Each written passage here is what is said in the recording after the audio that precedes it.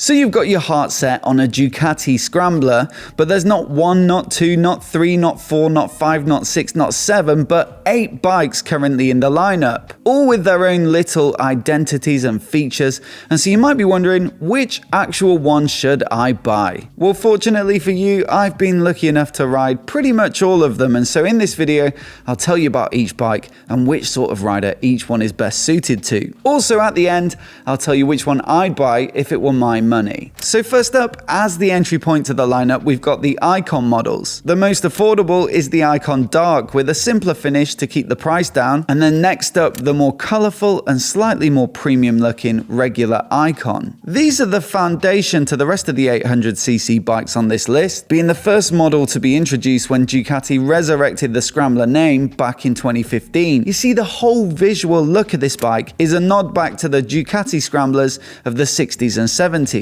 You've got the side panels on the tank, the thick padded seat, and the popping yellow paint job. So if you want the Scrambler that's the most historically accurate or true to the name, then this is it. As for how they actually ride, well, I've had plenty of time on the Icon and there's plenty to like about it. Firstly, that price. If you're on a budget and you're looking for the most affordable option, then this is it by a decent stretch. You're looking at a couple of grand up to the next model. And yet you get the same fundamentals which make it great to ride. You've got the 803cc air-cooled L-twin engine, and although it's not super powerful, it's got plenty of mid-range torque and a nice feel and sound to it as well. You get Brembo brakes with cornering ABS as standard, KYB suspension with an upside down fork, Pirelli MT60 flat track style tyres, and all in a pretty lightweight package, especially for the retro market. From a tech perspective, it's pretty simple, so just an LCD dash with no riding modes or anything like that. Riders who like a few gadgets might find it a bit underwhelming, but then you could argue a pared back riding experience suits the retro image of this machine. It's a brilliant bike for exploring those gravelly little back roads, aided somewhat by the slightly unusual handlebar position. They really do sweep up pretty high, I guess as a bit of a tribute back to the old Scramblers which had the high bars for better off-roading. And it does give you a bit of versatility. I mean, this is predominantly a road bike, but it does make it more comfortable for brief stints in the standing position. That said, it's not a bar position that feels particularly sporty, and so if you're purely going to be riding it on the road, then you might want to do what Tim did and swap them out for some flat bars, which isn't going to cost you a fortune to do. The other option, if you're feeling a little more flush, is that you could go for the next bike on the list,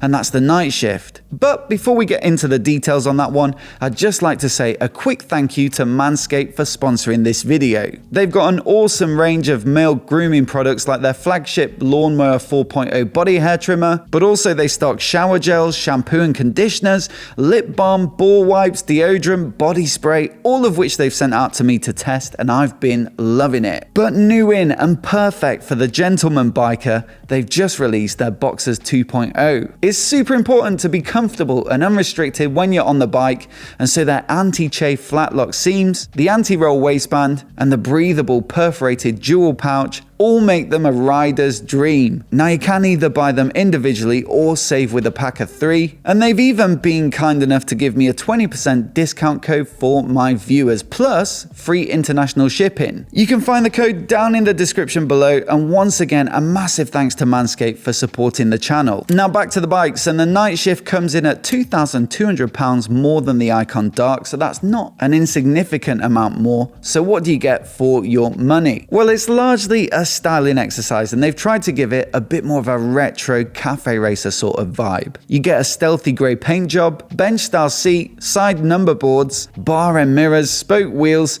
and the double exit exhaust that you'll find on the Desert Sled.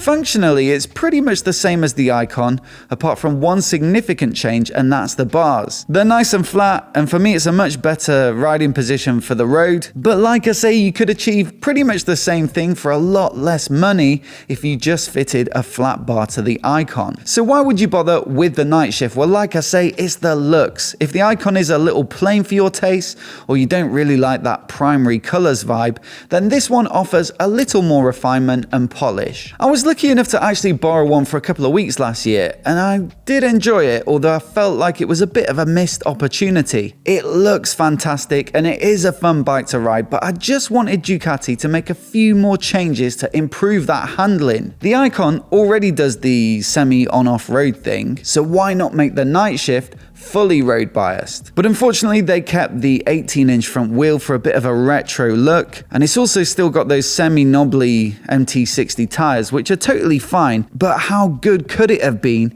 if they'd fitted a more flicky 17-inch front and some proper road tires? Well, new for 2022, in comes the Urban Motard to fulfill that exact brief. They've gone for that sort of supermoto feel with that high front mudguard. It's got some really nice looking pop-in graphics on it, but the key thing for me is the 17-inch spoke wheels and then also the Pirelli Diablo Rosso 3 tires. Now yes, you could fit different tires onto the Nightshift, but that 18-inch front limits your choice in terms of like proper aggressive sporty road tires. And so for me, and it's not really to do with the looks, I think the Nightshift is a more subtle and stealthy looking bike, and probably one that I'd prefer to ride every day from a looks perspective. But from a riding perspective, for me, this is easily the pick out of the 800s. It's a proper good fun little bike that, as the name suggests, would make an awesome city commuter for carving through traffic. It is a notable difference in handling from the Nightshift, and only a couple of £100 extra on the price. So definitely one to go for if you want something light, agile and nimble for the road. Just £100 more though will get you a desert sled, and there's a lot of extra spec for the cash. It's geared towards off-road riding, and so you get longer travel suspension with full adjustability, more ground clearance, a reinforced frame, a stronger, longer swing arm, a 19-inch front wheel, so that's 1 inch bigger than the Icon, adventure-style Pirelli Scorpion Rally STR tires, high mudguards front and rear, and a sump guard, and so yeah, it's taller, stronger, and better protected.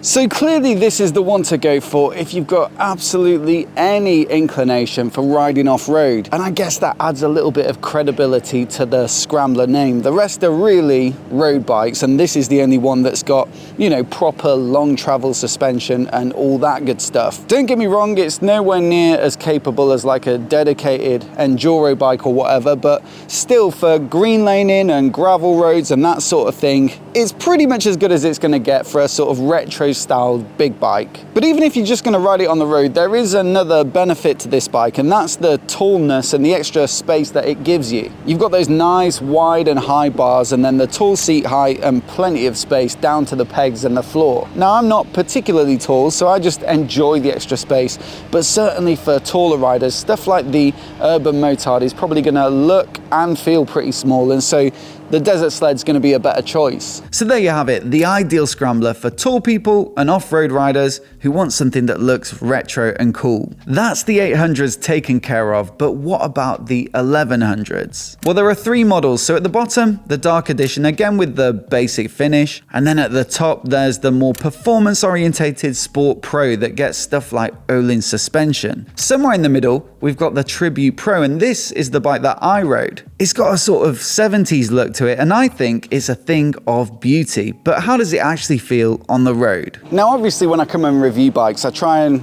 come at it with a blank canvas and an open mind, but I wasn't really expecting to like this bike. Most people that I've spoken to that have ridden the 800 and the 1100 say that any power advantage or gains that you've got with this version are sort of cancelled out by the extra weight. You know, it kind of loses some of what makes the Scrambler 800s so good, which is their lightness and agility. And yes, it is heavier, and you do notice that, but for me, the extra capacity in the engine just gives it a little bit more power, of course, but also a certain richness, and yeah, it gives it a bit of substance. And I don't actually mind the extra weight for the same reason. It has a bit more cushiness to it, I think, because of the weight. And this is one of those bikes where, you know, you can talk about the specs all the time, as we do on this channel a lot, but sometimes you just ride something and you really gel with it, and it's the character of the bike, probably a little bit the styling on here as well. Definitely quite a lot of it's the sound, much bassier and richer than the other bikes I've ridden.